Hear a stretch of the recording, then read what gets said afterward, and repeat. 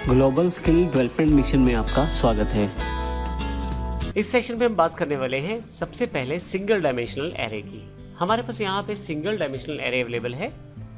यदि आप यहाँ देखें तो इसको डिक्लेयर करवाने का तरीका बड़ा सिंपल है। आप इंटीजर डेटा टाइप बताएंगे, एरे, फिर उस एरे का नाम। ये दो ब्रैकेट्स यहाँ पे हैं, स्क्वायर ब्रैकेट्स हैं जो बताती हैं कि ये वेरिएबल जो बनने वाला है ये एक एरे है। उसके पश्चात हम 5 इंडेक्सेस क्रिएट करना चाहते हैं, तो इसके लिए मैंने न्यू INT अर्थात इंटीजर के 5 वेरिएबल के लिए स्पेस जो है रिजर्व किया है मेमोरी में, जिससे मेरे पास 5 वेरिएबल क्रिएट हो जाएंगे एरे के। अब इन एरेस के साथ काम कैसे किया जा सकता है? आप किसी भी इंडेक्स नंबर में डायरेक्ट वैल्यू सबमिट कर सकते हैं। जैसे एरे दोनों ब्रैकेट्स में 0 का प्रयोग करें तो पहला इंडेक्स 0 है यहाँ पे, फिर array of 1, array of 2, array of 3 और एरे ऑफ 4। क्योंकि एरे का इंडेक्सिंग सिस्टम 0 से शुरू होता है तो टोटल 5 ही एलिमेंट हैं, लेकिन 0 से लेकर 4 तक। फिर हम इंडिविजुअल इनमें वैल्यूज़ भी ट्रांसफ़र कर सकते हैं और इनसे वैल्यू एक्सेस भी कर सकते हैं। इसे ज़्यादा अच्छी तरह से समझने के लिए आइए प्रैक्टिकल कॉन्सेप्ट देखते हैं, एरे example.java और एरे 1 example.java। यहाँ मेरे पास एरे example.java ओपन है पहले से ही फाइल, जिसमें मेरे पास एक क्लास है एरे एग्जाम्पल के नाम से। स्टैटिक वर्ड मेन में मैंने एक एरे क्रिएट किया है, लेकिन इसका नाम रखा है ए। यदि आप एरे देखें तो एरे इस ब्रैकेट के द्वारा शो हो रहा है कि ये एक एरे है, क्योंकि ये स्क्वायर ब्रैकेट्स बता रही हैं कि ये एरे है हमारा। ए वेरिएबल जो है सिंपल वेरिएबल नहीं है।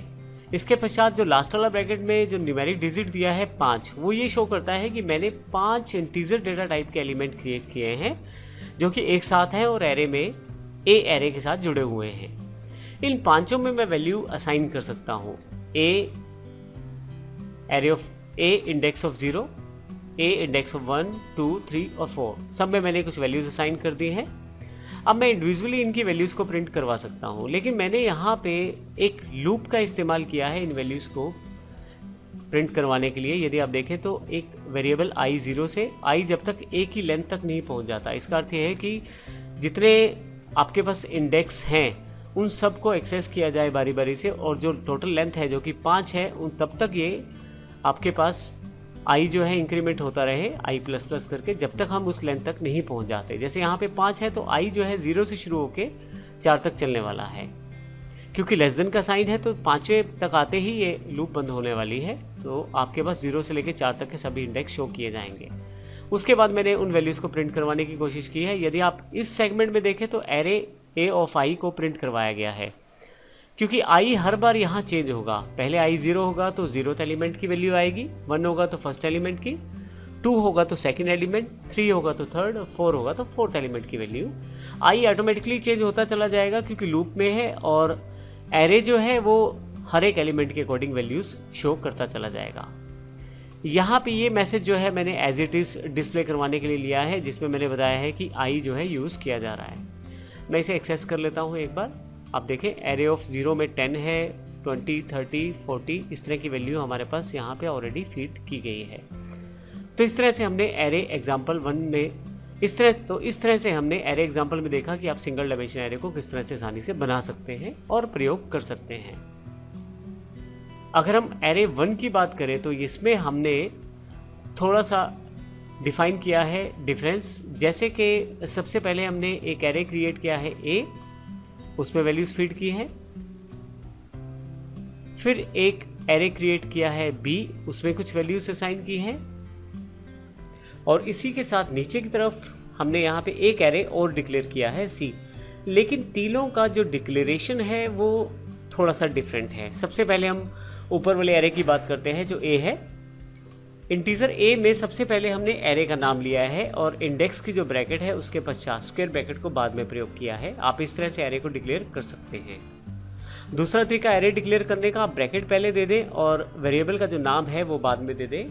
दूसरा तरीका है आप इंडेक्स की ब्रैकेट पहले दे दें और जो एरे का नाम है वो बाद में दे दें। जैसे मैंने b यहाँ पे बाद में दिया है। ये भी प्रैक्टिकली बिल्कुल ओके है, और इसमें भी उसी तरह से मैं एक्सेस कर सकता हूँ वैल्यू और फिल कर सकता हूँ वैल्यू।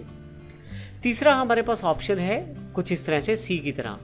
इसमें हमने यहाँ इंडेक्स में कुछ भी डिफाइन नहीं किया है कि कितने हमें वेरिएबल एरे में क्रिएट करने हैं, अर्थात कितना मैक्सिमम इंडेक्स नंबर हमें चाहिए, जैसे इसमें भी 5 किया था और इसमें भी 5 किया था, लेकिन हमने यहाँ पे टोटल नंबर ऑफ एलिमेंट तो नहीं डिफाइन किए। लेकिन यदि आप यहाँ देखें ब्रैकेट के पश्चात, तो हमने करली ब्रेसिस में उन एलिमेंट्स को ही डिफाइन कर दिया है जो एलिमेंट हमने यहाँ इसमें स्टोर करने हैं। और यदि आप यहाँ ध्यान दें तो हमने 5 एलिमेंट यहाँ पे डिफाइन किए हैं करली ब्रेसिस में। इसका अर्थ ये हुआ कि 5 एलिमेंट जो है सी एरे में डिफाइन हो जाएंगे। तो आप एरे को इस तरह से भी डिफाइन कर सकते हैं, वैल्यूज साथ के साथ इसमें असाइन कर सकते हैं। अब यदि यहाँ देखें तो सब में मैंने एक जैसा तरीका रखा है प्रिंट आउट करने का, ए के लिए, बी एरे के लिए और सी एरे के लिए। अगर मैं इसे एग्जीक्यूट करूँ तो आप देखेंगे ए, बी और सी तीनों एरे की जो वैल्यूज़ हैं बिल्कुल एक तरह से ही स्टोर की गई हैं, बस हमने यहाँ डिफाइन करने का तरीका अलग अलग रखा है। तो इस प्रकार से आप सिंगल एरे का प्रयोग कर सकते हैं। मैं इसे क्लोज कर देता हूँ।